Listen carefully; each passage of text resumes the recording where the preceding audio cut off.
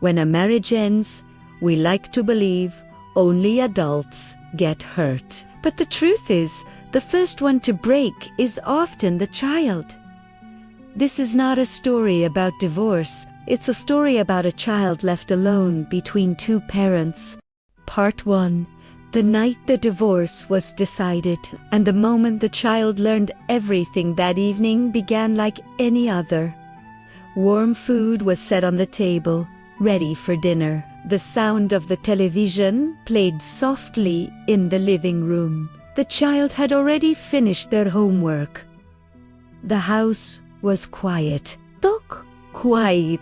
While the husband was in the shower, the silence was broken by the vibration of his phone. The wife tried not to look at it. For months, she had felt that something was wrong. Then the phone vibrated again. A name she didn't recognize appeared on the screen. "I miss you tonight."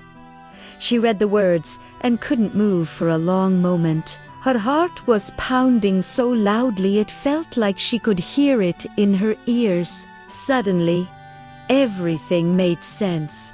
The late nights coming home, the unfamiliar scent of perfume, the sharper tone in his voice. When the bathroom door opened, she asked quietly, "What is this?" He grabbed the phone immediately. That reaction said everything. "I can explain. It's not what it looks like. It's a misunderstanding." She didn't cry.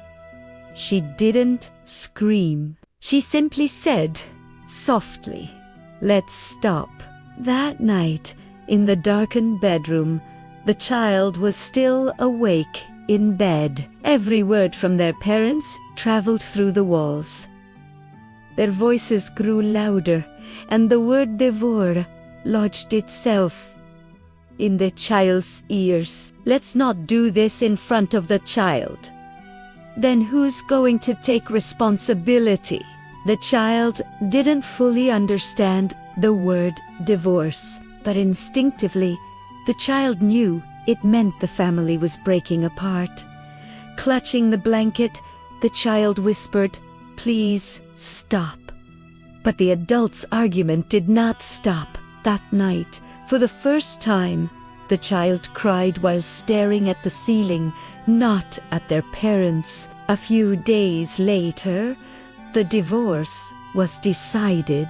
This is an adult problem. It has nothing to do with you. But the child knew this was the deepest problem of their life.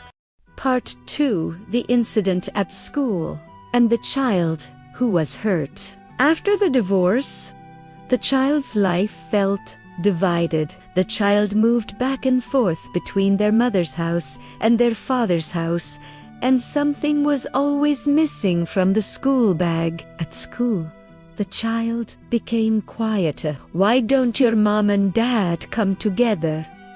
Is something wrong with your family?" They were just questions from classmates who didn't know any better. But each day, the child shrank a little more inside. One day, the accident happened during physical education class. The children were playing soccer, but the child stood still, staring blankly into space. "Hey, pay attention!" Startled, the child lost their footing and fell forward. Their knees slammed hard against the ground. The pain was so intense, it stole the child's breath, but tears came before any scream. The teacher rushed over. The child couldn't stand, and then a sudden thought crossed the child's mind. "Who should I call?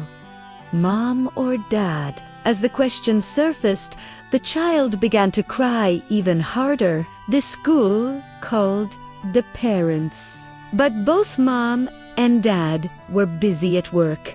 They passed the responsibility to each other, delaying the call. Meanwhile, the child lay alone on the nurse's office bed, staring up at the ceiling. That day, the child realized something. "I have a mother and a father, but no one I can truly rely on."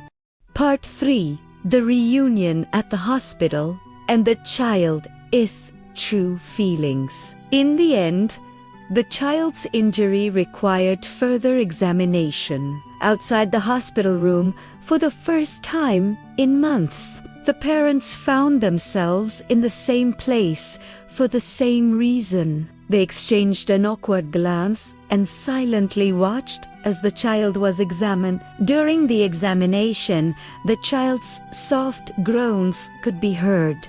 The child's face was pale, and there was no smile. Looking at both parents, the child said, "I'm okay." Those words did not bring relief to the parents. They filled them with guilt. In the hallway, the two of them had their first honest conversation. Did we give up to Isali? What if we had tried just a little longer? Regret about the divorce began to wash over them. The husband spoke. "Itot ait. Feel free. But I was lonely." The wife nodded. "I thought I'd be stronger. But I was so alone." After a moment, the child spoke. "You know, I won't say that I want Mom and Dad to live together again. I just want a home where, when I'm sick, I don't have to wonder who I should call first." At those words, the adults lowered their heads. That night, the husband and wife sat side by side outside the hospital room, sharing the same regret, wondering whether their choice had truly been the right one. Adults make choices while saying that children will be fine, but children don't know how to endure, so they are quietly wounded.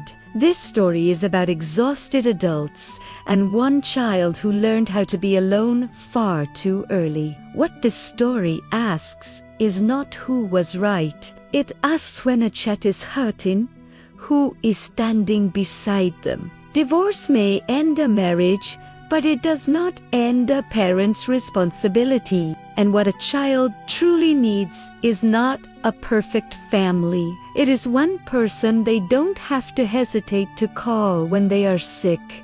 Now, I hope this story will be a time to think once more what kind of day your choice is giving a child today.